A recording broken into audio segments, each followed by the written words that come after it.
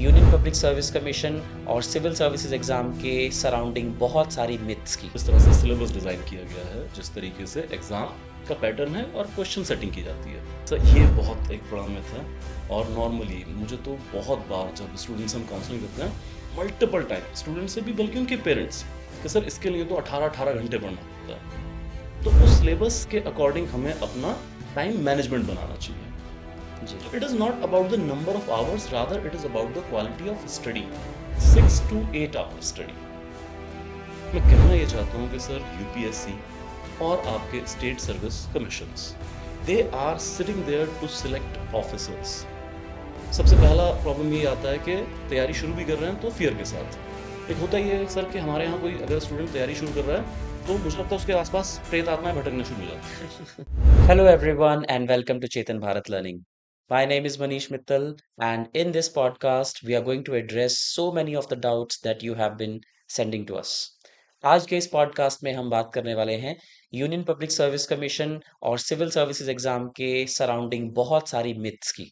बहुत सारी ऐसी बातें हैं जो कैंडिडेट्स बिलीव करते हैं कि वो सच हैं, जबकि एक्चुअली वो सच नहीं है। हालांकि उनका सीधा सीधा आंसर हाँ या ना भी नहीं है। So there are some nuanced responses that are required. जैसे मुझे इसके बारे में एक बात याद आती है। एक बार हमारी एक्सटर्नल अफेयर्स मिनिस्टर थी सुषमा स्वराज जी। उनसे किसी रिपोर्टर ने पूछा कि आप सिर्फ इसका जवाब, इस सवाल का जवाब हाँ या ना में दीजिए। तो उन्होंने उस रिपोर्टर को कहा कि भाई, आप मेरे एक सवाल का जवाब हाँ या ना में दीजिए कि क्या आपने अपनी बीवी को पीटना बंद कर दिया है। सो द पॉइंट इज कि इस सवाल का हाँ या ना दोनों ही जवाब गलत होंगे। बट इसके लिए थोड़ी-सी एक्सप्लेनेशन चाहिए होगी, थोड़ी-सी उसके लिए नुएंस्ड अप्रोच चाहिए होगी। इसी नुएंस्ड अप्रोच से इन सभी सवालों के जवाब जानने के लिए आज हमारे साथ हैं मानवेंद्र सिंह मांगट सर, जो कि ये सारे मिथ्स को दूर करेंगे और आपके बहुत सारे डाउट्स के जवाब भी देंगे। Sir, welcome to this podcast. Thank you sir, pleasure is all mine. तो बहुत सारे मिथ्स जो सराउंड करते हैं इस एग्जाम के, उनमें से सबसे पहला मिथ सर ये रहता है कि स्टूडेंट्स को लगता है कि सिर्फ वही स्टूडेंट्स या वही कैंडिडेट्स इस एग्जाम को देने के लिए ज़्यादा एलिजिबल हैं या क्लियर करेंगे, जो कि शायद अर्बन बैकग्राउंड से आते हैं या जो अमीर फैमिलीज से आते हैं या जो इंग्लिश लैंग्वेज बैकग्राउंड से आते हैं। तो इस पे आप क्या कहेंगे? सी कई मुल्कों की सिविल सर्विसेज के ऊपर ये इल्जाम लगता है कि वो एलिटिस्ट सर्विसेज हैं आज भी, जो ब्यूरोक्रेसी का एलिटिज्म। जी। इंग्लिश ब्यूरोक्रेसी के बारे में आज तक ये कहा जाता है कि एलीट बैकग्राउंड से ज्यादा सिविल सर्वेंट वहां पे आते हैं। पाकिस्तान की सिविल सर्विस के बारे में कहा जाता है। बट थैंकफुली इंडिया की जो रिक्रूटमेंट पॉलिसी रही है, जिस तरह से सिलेबस डिजाइन किया गया है, जिस तरीके से एग्जाम का पैटर्न है और क्वेश्चन सेटिंग की जाती है, तो एज सच हमने इस चीज को बहुत हद तक कंटेन कर लिया है कि हम ये नहीं कहेंगे कि सिर्फ एलीट क्लास ही रिप्रेजेंट हो रही है ब्यूरोक्रेसी के अंदर। तो आज आप पहले तो तैयारी का ही मॉड्यूल अगर देखें, जी। ऐसा नहीं है कि सिर्फ बड़े शहरों में ही बच्चे तैयारी कर रहे हैं। छोटे छोटे शहरों में, गांव के अंदर भी बच्चे प्रिपेयर। जी। और फिर जब रिजल्ट आता है हर साल, चाहे यूपीएससी का है चाहे स्टेट लेवल के किसी एग्जामिनेशन का हो, तो आप देखेंगे कि it is well represented, urban class से भी और सेमी अर्बन से, कस्बों मोहल्लों से, यहाँ तक के रूरल बैकग्राउंड से भी बहुत अच्छे नंबर में एस्पिरेंट्स क्लियर कर रहे हैं किसी भी सिविल सर्विस का एग्जामिनेशन। तो ऐसा तो नहीं है कि सिर्फ इलीट क्लास यहाँ पे रिप्रेजेंट हो रही है। जी सर, वेरी वेल। हाँ, बिल्कुल सर। कुछ ऐसे केसेस दिखते हैं कि जैसे किसी के पेरेंट्स जो हैं वो जैसे रिक्शा चलाने वाले हैं, उनका बेटा आईएएस बना है, ऐसी-ऐसी न्यूज़ कुछ हमें दिख। एग्जैक्टली हर बार हम्बल बैकग्राउंड से जो लोग आ रहे होते हैं तो उनकी बड़ी न्यूज भी बनती है, इस चीज को प्रमोट भी किया जा रहा राइट, वेरी वेल सर। तो दैट आंसर्स आवर क्वेश्चन। तो आपको ये बिल्कुल घबराने की ज़रूरत नहीं है कि हम वैसी बैकग्राउंड से नहीं आते हैं। हमें इस इन चीज़ों की चिंता नहीं करनी चाहिए कि वो कौन-सी चीज़ें हैं जिन्हें हम बदल नहीं सकते। आप उन चीज़ों की चिंता कीजिए जिन्हें आप बदल सकते हैं। Right? So, where you were born, whether you were born in a village, where you have studied from, ये चीजें अब ऐसी हैं जो बदली नहीं जा सकती। तो रादर हम उन चीजों पे फोकस करें जिन्हें हम बदल सकते हैं। That is how hard we are going to prepare. Which brings me to the second myth, sir. How hard we are going to prepare. Many students think कि हम 12 या 15 घंटे से कम पढ़ेंगे तो हमारा कोई चांस नहीं है। हम भी जब सर अपनी तैयारी की फेज में थे, तो हमारे रिश्तेदारों को, हमारे दोस्तों को ये लगता था कि यार ये एग्जाम की तैयारी कर रहे हो, जिसके अंदर 15-15, 18-18 घंटे है। पढ़ना 18 होता है। घंटे 18। So is it true sir? Okay sir, ये बहुत एक बड़ा मिथ है। और नॉर्मली मुझे तो बहुत बार जब स्टूडेंट्स हम काउंसलिंग करते हैं मल्टीपल टाइम स्टूडेंट से भी बल्कि उनके पेरेंट्स कि सर इसके लिए तो 18-18 घंटे पढ़ना पड़ता है। तो इसके लिए तो हमारी टीम ने स्पेशल रिसर्च भी की थी कि क्या ह्यूमन लिमिटेशंस के अंदर साइकोलॉजिकली, फिजिकली ये पॉसिबल भी है कि आप 18 से 20 घंटे स्टडी जैसा वर्क करें और थ्रू आउट द ईयर या 2 साल तक वो करें। हुँ, तो ज्यादातर साइंसेस कहती हैं कि ये तो ह्यूमन कैपेसिटीज के अकॉर्डिंग पॉसिबल भी नहीं। जी, तो ये बियॉन्ड कैपेसिटी चीज हो जाती है। तो सर ऐसा नहीं है कि आपको इतने घंटे, हाँ मैं ये जरूर मानता हूँ कि जब आप एग्जाम के नियर होते हैं तब जी, ऑटोमेटिकली आप मेंटली फिजिकली ज्यादा से ज्यादा number of hours put in कर देते हैं। तो शायद ये 12 घंटे 14 घंटे का नंबर टच हो जाए। जी, लेकिन तैयारी के लिए ओवर द ईयर इतने नंबर ऑफ आवर्स की जरूरत भी नहीं होती है। जी, देखिए, बहुत साइंटिफिकली डिफाइन और डिजाइन किया गया है यूपीएससी का सिलेबस। तो राइट, ऐसा अब हम ये कह तो देते हैं कि एवरीथिंग अंडर द सन, लेकिन फिर भी आप देखें सिलेबस डिफाइंड है, तो उस सिलेबस के अकॉर्डिंग हमें अपना टाइम मैनेजमेंट बनाना चाहिए। जी, तो it is not about the number of hours, rather it is about the quality of study. कि आप अपना सिलेबस लें और सिलेबस को आप एक टाइम बाउंड मैकेनिज्म में स्टेप बाय स्टेप कवर करते चलें। जी, हाँ, फिर भी क्योंकि एक सोच ये रहती है कि नहीं सर कितने घंटे हम पढ़ें जी, जो कि सफाइस करे हमारी तैयारी को। तो आई वुडंट सजेस्ट कि आप 12 15 18 घंटे की बात शुरुआत में ही करें। तो अगर आप शुरुआत में तैयारी अभी शुरू कर रहे हैं तो 4 से 5 घंटे एक डिसेंट स्टैंडर्ड ऑफ टाइम आपको स्टडी का रखना चाहिए, ताकि आप बर्नआउट ना हो एकदम से कि बहुत ज्यादा लोड आपने शुरुआत में ले लिया। जी, और उसके बाद अगर हम तैयारी के कोर्स की बात करें, जब आप प्रॉपरली तैयारी में आ चुके हैं कंडीशनिंग के बाद, तो I believe sir 6 to 8 hour study ये काफी हद तक सही रहती है आपकी मुकम्मल तैयारी के लिए। लेकिन जब मैं 6 से 8 घंटे की स्टडी कह रहा हूँ, इसका मतलब वो क्वालिटी स्टडी होनी चाहिए, उसमें डिस्ट्रैक्शंस नहीं होने चाहिए। जी, कि आप वैसे 8 घंटे पढ़ रहे हैं लेकिन बीच में से आपने 4 घंटे व्हाट्सएप की चैट पर या इंटरनेट पर कोई बिना आपकी एकेडमिक चीजों को ही सर्च करते खराब कर दिया। Right. It is more about quality. Very well sir, very well. तो 6 से 8 घंटे क्वालिटी टाइम अगर आप पुट इन कर सकते हैं, ऑफ कोर्स इतना टाइम इसलिए क्योंकि आप उसको 1 से 2 साल सस्टेन कर सकें। अगेन वही 12-14 घंटे अगर आप बिल्कुल लास्ट के 15-20 दिनों में लगा लें, जैसे सर ने बोला, दैट माइट बी सस्टेनेबल, पर 1-2 साल के लिए तो that is quite impossible. Then sir my next question which is another myth surrounding the civil services, और एज़ दे से, इज़ कि इंग्लिश मीडियम को थोड़ी ज़्यादा bias towards English medium show की जाती है सिविल सर्विसेज में, और लैंग्वेज या रीजनल मीडियम्स का कोई खास स्कोप है नहीं। इस पे आपका क्या कहना है? सर ये काफी डिस्प्यूटेड क्वेश्चन है, और मैं फिर वही वाली बात आपकी कि हाँ या ना में जवाब इसका नहीं बन पाएगा। जी, और काफी सेक्टर से ये बायसनेस का भी इल्जाम लगता है यूपीएससी के ऊपर भी, स्टेट सिविल जो सर्विसेज कंडक्ट करा रहे हैं कमीशन उनके ऊपर भी, जी, कि एक तरह का बायसनेस है वर्नाकुलर लैंग्वेजेस की तरफ, प्रेफरेंस दी जा रही है इंग्लिश मीडियम। लेकिन हैविंग सेड सो, जब हम रिजल्ट्स देखते हैं तो ऐसा नहीं है कि सिर्फ इंग्लिश मीडियम वाले ही सिलेक्ट हो रहे हैं। तो इवन हिंदी मीडियम या रीजनल लैंग्वेजेस जो अपना मीडियम चुनते हैं पेपर देने के लिए, वो लोग भी सिलेक्ट हो रहे हैं। जी, लेकिन इसी के साथ फिर हम देखते हैं कि ज्यादा नंबर में कौन सिलेक्ट हो रहा है, तो इंग्लिश मीडियम वाले। लेकिन फिर हमें इस तरफ भी देखना चाहिए कि जो बच्चे अपीयर हो रहे हैं, जितना भी नंबर लाइक 11 लाख बच्चे अगर अपीयर हो रहे हैं, तो उनमें से मेजॉरिटी बच्चे हैं ही जो इंग्लिश के साथ पेपर दे रहे हैं। राइट, तो अगर ज्यादा एस्पिरेंट इंग्लिश के साथ पेपर दे रहे हैं, तो फिर अगर वहां से ज्यादा सिलेक्शन भी हो रही है, that is may be because of ज्यादा नंबर ऑफ स्टूडेंट प्रोपोर्शनेट है वहां वो पर बेसिकली। प्रोपोर्शनेट है बेसिकली। Right, right. तो आपको नहीं लगता है कि किसी भी मीडियम के अगेंस्ट जो है वो एज कमीशन एक्ट सच करती मुझे है? नहीं लगता है कि किसी भी तरह का बायसनेस है रीजनल लैंग्वेजेस को लेके। बल्कि आप अगर इस वक्त गवर्नमेंट को देखें, तो वो चाहे आप सेंटर की बात कर लें, स्टेट की बात कर लें, तो अपनी रीजनल लैंग्वेजेस को तो बहुत प्रमोट किया जा रहा है। Right sir. Sir then what is the reason कि स्टूडेंट रीजनल मीडियम लेने से डरते हैं? हिंदी, पंजाबी, मराठी लेने से डरते हैं? ओके सर, एक तो यही कि मिथ बहुत फैला दिया गया है, तो एक राइट, साइकोलॉजिकल ब्लॉकेट क्रिएट कर दिया गया है कि सिर्फ इंग्लिश वाले सेलेक्ट होंगे। पहली जी, हिचक वहीं पे आ जाती है। जी, दूसरा, एक और टेंजिबल प्रॉब्लम जो इसके साथ है, वो है अवेलेबिलिटी ऑफ मटेरियल। राइट, अब सर एक तो बुक्स, नोट्स, वो ज्यादातर, वो चाहे नॉर्थ इंडिया की बात कर लें, साउथ इंडिया की बात कर लें, कहीं की भी, वो ज्यादातर इंग्लिश में अवेलेबल है। जी, उसके बाद फिर हमें बहुत कुछ इंटरनेट से भी चीजें सीखनी होती हैं, वहां पर भी इंग्लिश की प्रोमिनेंसी ज्यादा है। साथ ही जैसे हमें करंट अफेयर के लिए न्यूज़पेपर हमारे लिए बहुत इंपॉर्टेंट है। तो मैं मीडिया पर कोई उँगली नहीं उठाना चाहता हूँ, लेकिन अगर आप देखें रीजनल लैंग्वेजेस के अंदर जो न्यूज़पेपर में लिखा जा रहा है, वो जी, उतना क्वालिटी एनरिच नहीं है लिटरेचर। तो जो नेशनल न्यूज़पेपर हैं, वो ज़्यादातर इंग्लिश में पब्लिकेशन कर रहे हैं। जी। शॉर्ट बात ये है कि इंग्लिश में मटेरियल की अवेलेबिलिटी का भी ज़्यादा होना। तो स्टूडेंट ज़्यादा टिल्ट होते हैं टुवर्ड्स इंग्लिश। सर एक और मिथ जो यूपीएससी के अराउंड सराउंडिंग है वो ये कि एक बार अगर आपने सोच लिया कि आपने तैयारी करनी है तो अब बस दीन दुनिया भूल जाओ। हाँ, अब कुछ और एग्जिस्ट नहीं करता। अब आप किसी के चाचा मामा के किसी के बेटे की शादी में नहीं जाना है आपको, और आपको पूरी तरह से दुनिया से कट ऑफ हो जाना है। कि आपको वो मोबाइल फ़ोन बंद कर देना है, सोशल मीडिया बिल्कुल कट ऑफ कर देना बिल्कुल है जी। And so on things. जी। ये भी बहुत प्रोमिनेंटली फीड अप किया जाता है एस्पिरेंट्स के माइंड में। और शायद ये एक बड़ा फियर भी है कि जी। स्टूडेंट सोचते हैं कि यार साधु हो जाना पड़ेगा।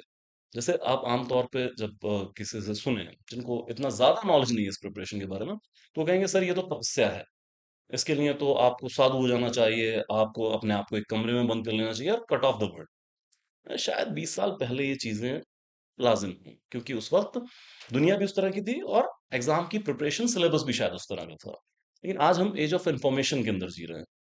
तो जी। आज आप चाहे सिलेबस देख लीजिए, आप एग्जाम पैटर्न देख लीजिए, या जो उनको सेलेक्ट करने के क्राइटेरियाज हैं यूपीएससी के लिए, तो वहां पर इस तरह के कट ऑफ वाले पर्सन की जरूरत शायद नहीं है, बिल्कुल ही नहीं है। जी। मैं कहना ये चाहता हूं कि सर यूपीएससी और आपके state service commissions, they are sitting there to select officers, not a person aloof from the world. और राइट। ऑफिसर ऑफिसर तो एक स्मार्ट पर्सन होता है, बल्कि उसकी तो और अच्छी पकड़ होनी चाहिए कि देश दुनिया समाज में क्या चल रहा है, not only in the current affairs, वैसे भी सोसाइटी के अंदर चीजें कैसे इवॉल्व हो रही हैं।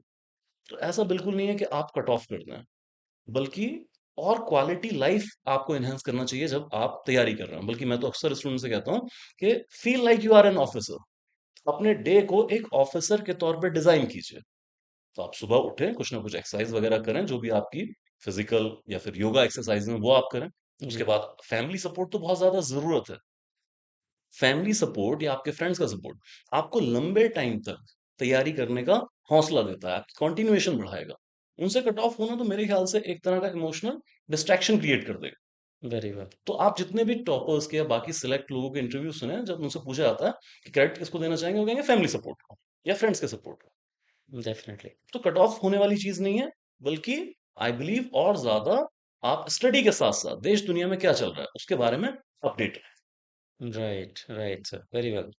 तो एक और मिथ जो स्टूडेंट्स कहते हैं वो ये कि इंटेलिजेंस या नॉलेज के ऊपर हमारा सारा फोकस रहना चाहिए।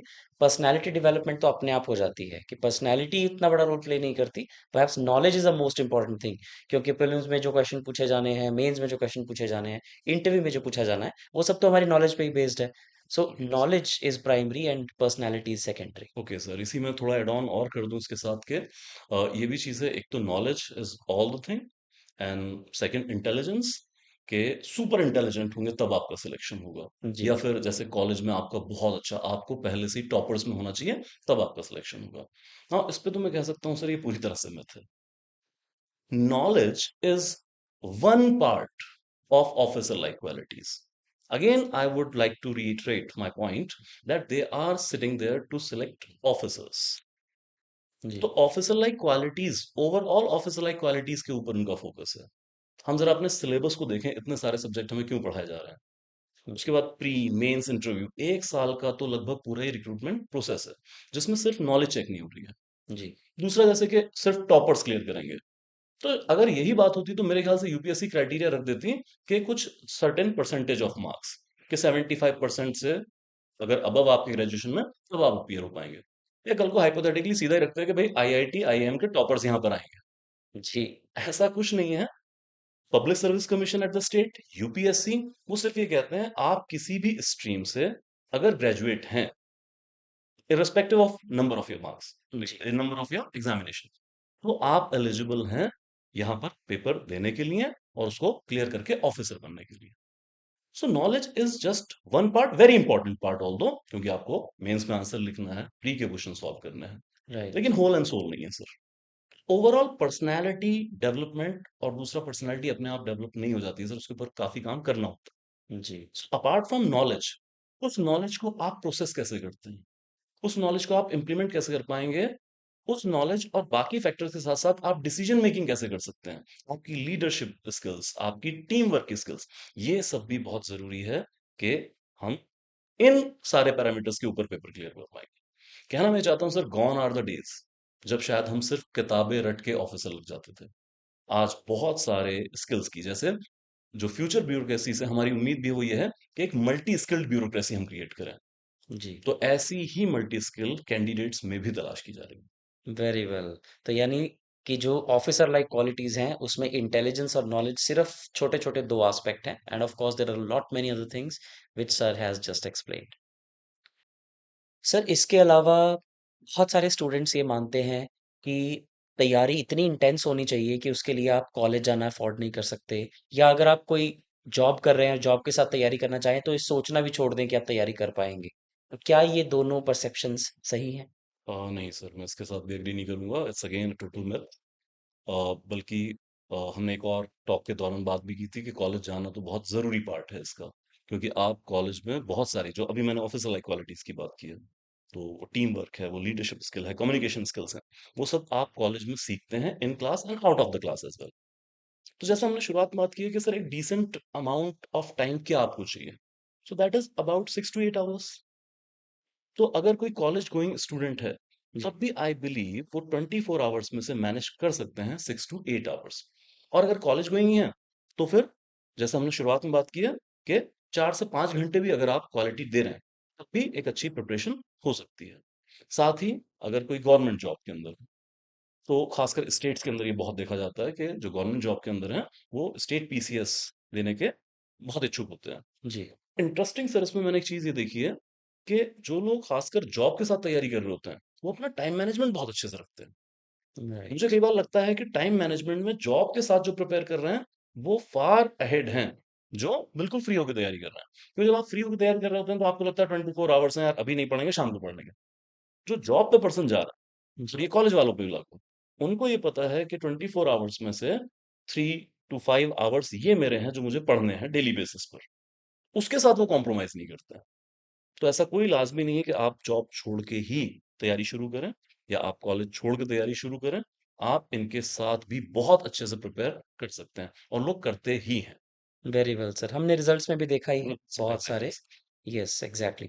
Sir that brings me to my last question, which is कि क्या इस एग्जाम के लिए coaching is it a must और इज इट नॉट?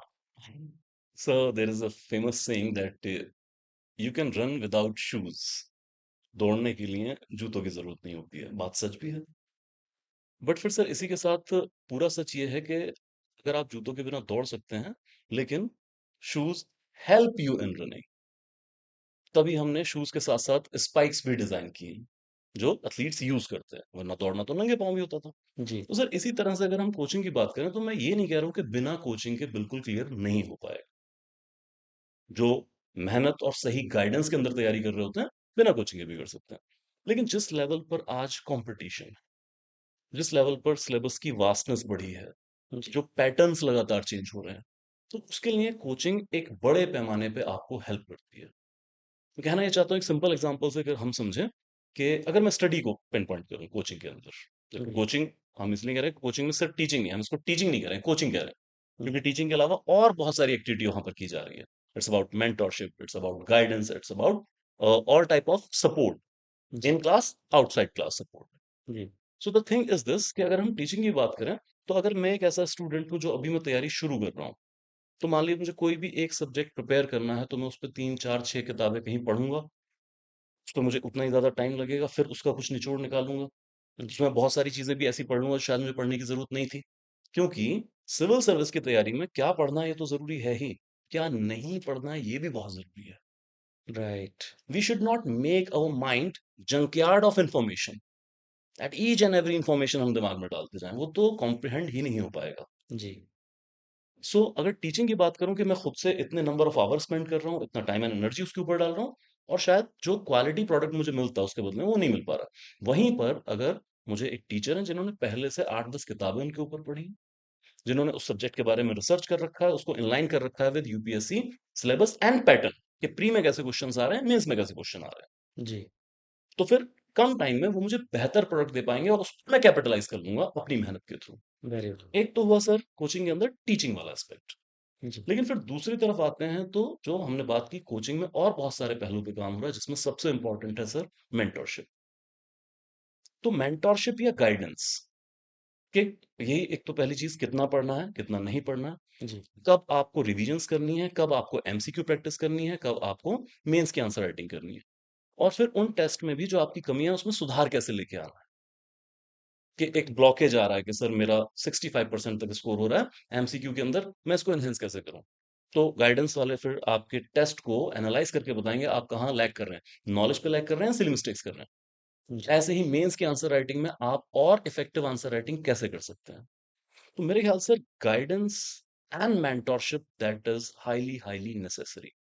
अब वही अगर आपको कोचिंग के फॉर्मेट में मिल रही है then all good sir. Very well, very well. So you mean coaching जहाँ पे गाइडेंस के तौर पे या मेंटरशिप के तौर पे काम कर रही है, then of course that it is helps. That is miss. That is a must. Very well sir. Sir, other than this कुछ भी आप और हमारे स्टूडेंट्स को कहना चाहें रिगार्डिंग द मिथ्स, या उन्हें किस तरह से प्रोसीड करना चाहिए? Any of your final words sir?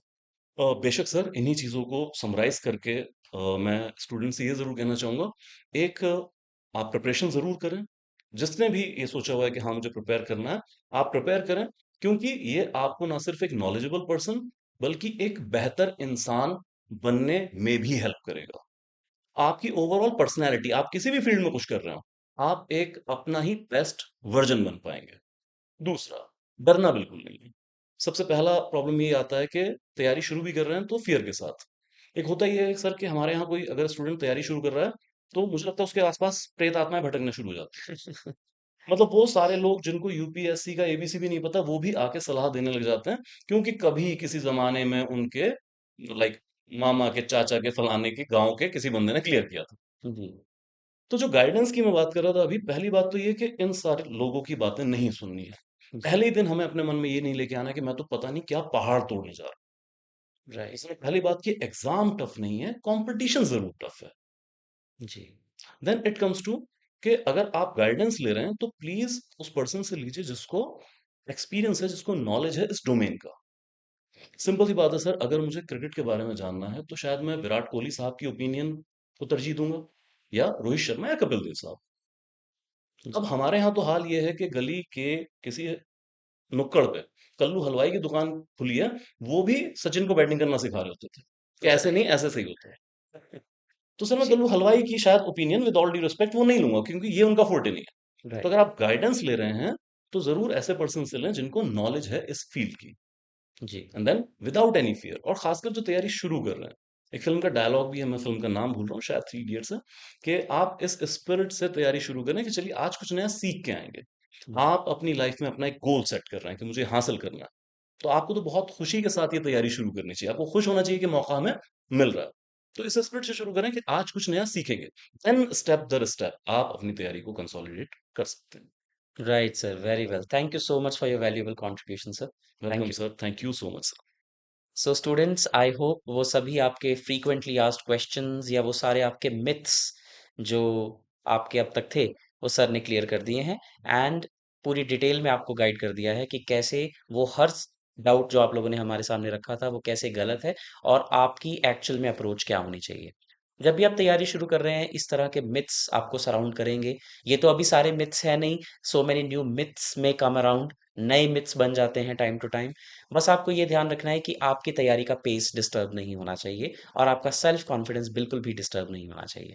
So other than that, if you need any kind of help, you can always contact us at Chetan Bharat Learning. Thank you so much. That was my time. Take care and Jai Hind.